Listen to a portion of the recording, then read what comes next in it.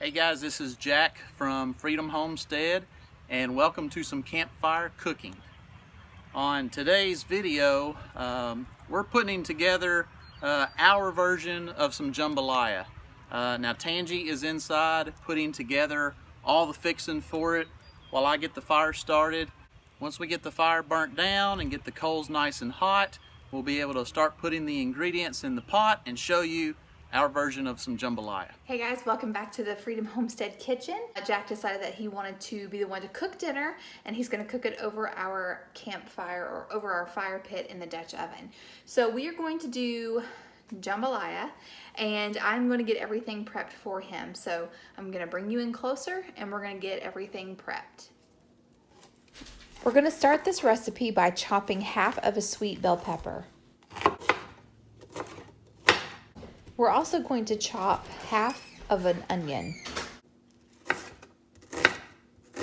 You need half a cup of diced tomatoes, and the ones that I'm using today are fire roasted, but you don't have to use fire roasted if you don't have it. We're also going to use about 2 heaping tablespoons of tomato paste. Now for the seasonings. I'm going to use a teaspoon of smoked paprika, a half a teaspoon of garlic, 3/4 teaspoon of onion powder, 1/4 of a teaspoon of cayenne powder, 1/4 of a teaspoon of oregano, 1.5 teaspoons of salt, a half a teaspoon of black pepper. I mix it all together, and then I go ahead and add my 1 teaspoon of bouillon and 3 bay leaves. To cook with, we need 2 tablespoons of avocado oil. We also need a cup of water. Now I'm getting ready to slice a half a pound of bratwurst, but you can use andouille sausage, you can use smoked sausage. We're also going to need to chop into bite-sized pieces a pound of boneless, skinless chicken breasts, or you can use boneless, skinless chicken thighs.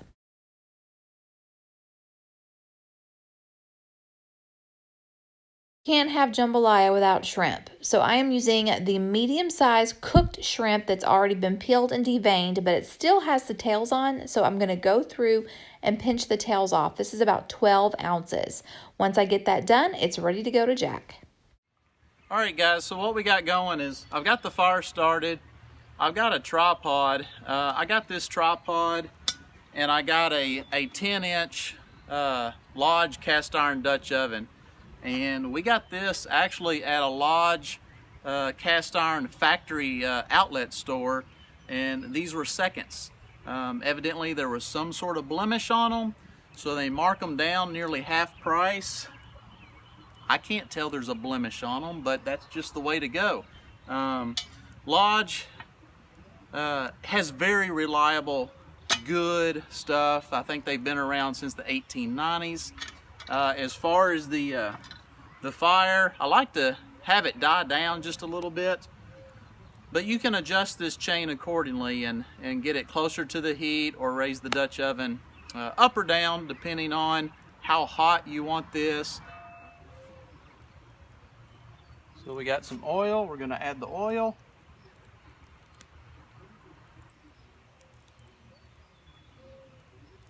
We've got some peppers and onions. Just going to add all this in.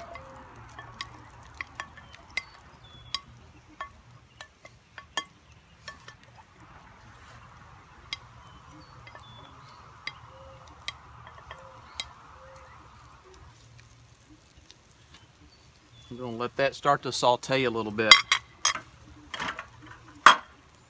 Once the oil, peppers, and onions have sauteed for a few minutes, now we're going to add some bratwurst that we've cut up. We're going to let it cook for a few minutes and let the oil start to come out of it before we add the chicken.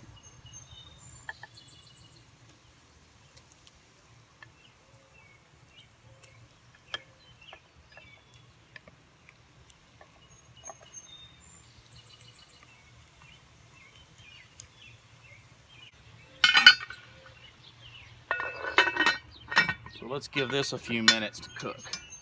It's getting nice and hot now. It's been a few minutes since I've put the brats in. Oh yeah, they're doing well. Let's go ahead and add the chicken at this time. He's already cubed up a bunch of skinless, boneless chicken. We're gonna add that.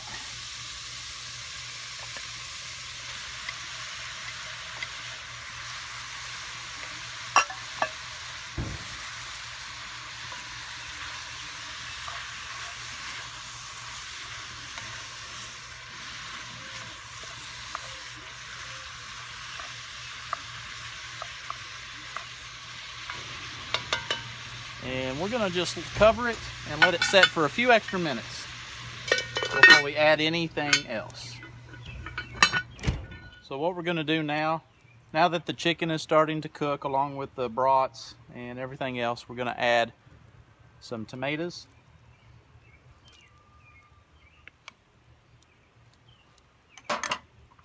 We're gonna add some tomato paste here.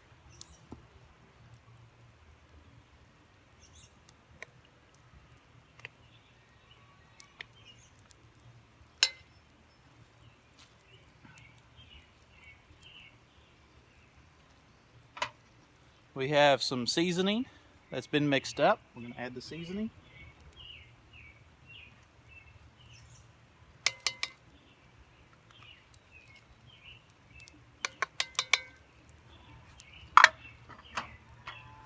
We've got a cup of water. We're going to also add some water here.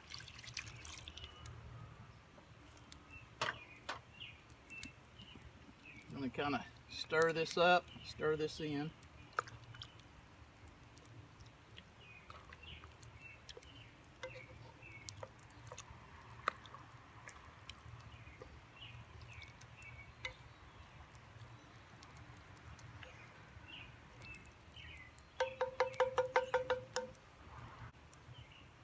I have some bay leaves. I'm going to set those around in the corner. And we're going to cover it. And we're going to let this simmer for about 15 minutes. Okay guys, so while this is simmering, it's going to cook for about 15 minutes, and then we're going to add some shrimp and let it cook for about another 5 minutes, and then it'll be ready. It'll be good to go after that. I can already smell it, and I'm looking forward to this. This is just, it's our take on a jambalaya. We love brats and chicken and shrimp and the different seasonings that we've added to it. So it's all stuff that we know we like to eat thrown together. You may have your own favorite. Some people will want to put venison in there. Some people will want to spice it up a lot more. The only other thing I would have added to it is we've got some banana peppers, and they're mildly spicy. We've got some banana peppers growing in our garden, and I'd probably chop 1 or 2 of them up and throw in there as well. But anyway, this is just the way we like it, and so you can kind of tweak it and make it your own style and add your favorite food as well. People have been cooking over the campfire for ages. It's something that is simple. It's something that I really enjoy. Our fire pit in our backyard is one of the best additions to our outside the house that we've added, because late in the evening when we get a fire going in the fire pit, the whole family gathers around the fire pit, and it's really good family time. So if you get a chance, try this out. It's not that hard. You may think it is, but try a couple of recipes and you'll see that you might really enjoy doing this.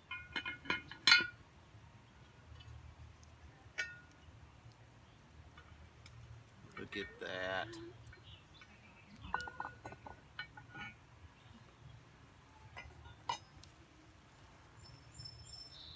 Ready to add the shrimp. Look at it.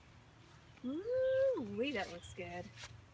All right, so we're gonna add the shrimp now. My favorite part, the shrimp.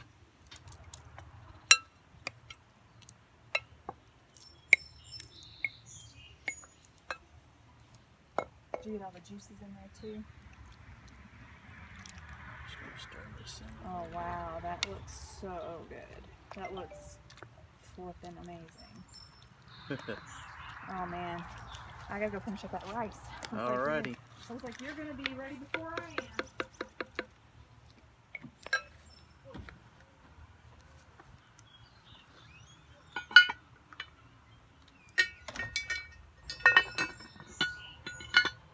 So we're gonna let that cook for about 5 minutes with the shrimp. It won't take the shrimp long to cook. Normally you would put some rice in with this and have the rice as part of this jambalaya meal. And that's what I would normally do. But since my wife is doing the keto diet, she's fixing the rice on the side. That way when this is done, we can dip it out, we can add the rice to it, and that way she can eat it without the rice. So normally you would put the rice in as well, but we're fixing that on the side. So there we go. Yeah, smells wonderful. I'd say about just 5 more minutes and we're taking this inside.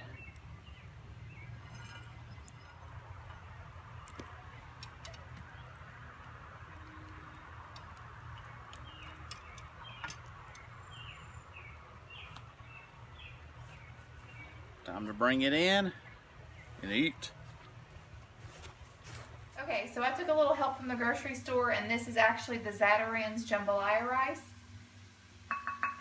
So we put that down first. And then we're gonna spoon this over top.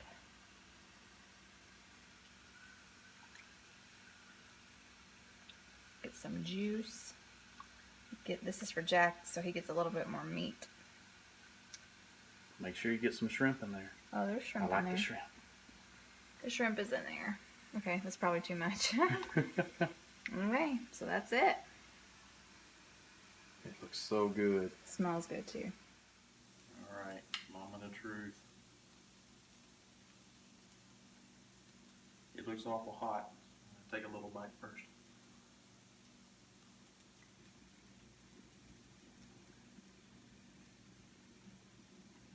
That's so good. We seasoned it really well. It's very good. I'm gonna get a shrimp here. And a pepper. It's hot, but it's good. Definitely a meal that I will continue to make over and over and over. Especially this winter. When it gets cold, this is gonna be a great meal. Okay guys, I hope you've enjoyed this campfire cooking video. This is something I really love to do, and I really plan on doing a whole lot more campfire cooking videos in the future. Don't forget to like our video, subscribe to Freedom Homestead, and keep following us on cooking and gardening and all the things we do here that we've got going on. So thanks for watching. Until next time.